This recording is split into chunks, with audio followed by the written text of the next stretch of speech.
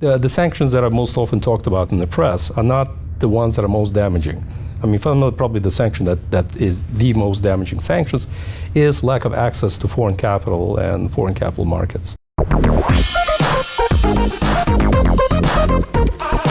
During the St. Petersburg Economic Forum, the theme was capitalizing the new economic reality. What is the reality of Russia's economy? Well, it's funny you mention that. The way I see it, there are two realities. One that's being communicated domestically, and that reality is mainly communicated to the people who are economically active and to the Russian citizens. The main message of that is that you must endure the hardship. There's a light at the end of the tunnel, and your hard work will be rewarded as long as you stay patriotic and loyal to the leader, if you will. And then there's a second reality, the reality that the rest of the world sees. As you probably can appreciate, there are several major inconsistencies to that.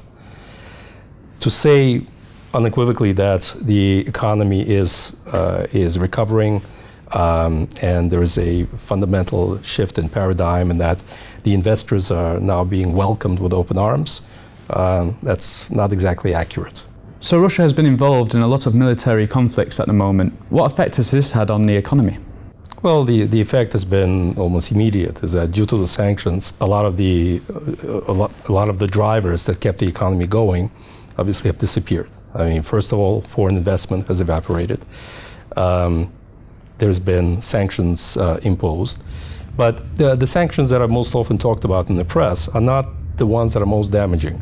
I mean, fundamentally, probably the sanction that is the most damaging sanctions is lack of access to foreign capital and foreign capital markets.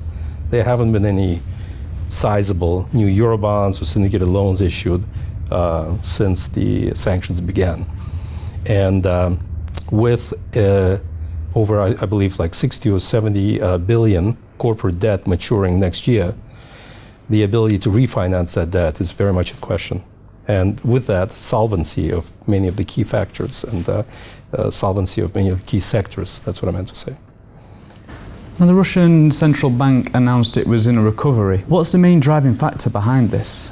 Well, yeah, it's true. I mean, they have been using the words green shoots now, that the worst is behind us.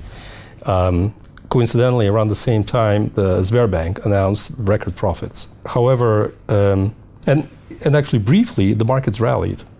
But once the analysts actually dug a little bit beneath the surface, as we had in our fund, realized that a lot of these so-called victories were very superficial. For example, most of this record profits that the Sberbank was so happy to report were actually as a result of their changing their own methodology of non-performing loans.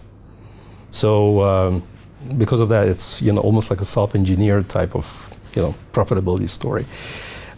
And that's just one example of sort of a great victory being trumped up, where in fact there's very little substance behind it.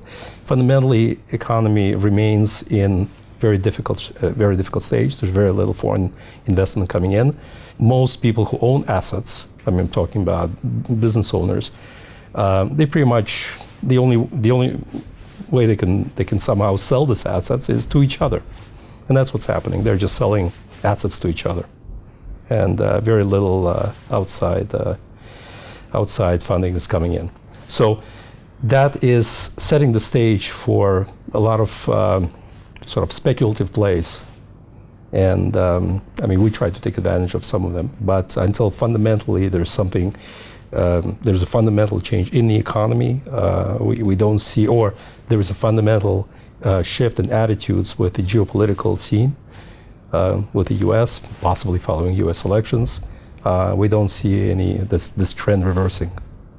Thank you for joining us in our studios today. Thank you for having me. That's all for today's program, but you can get the latest business news by downloading our app or clicking in on our website. Goodbye for now.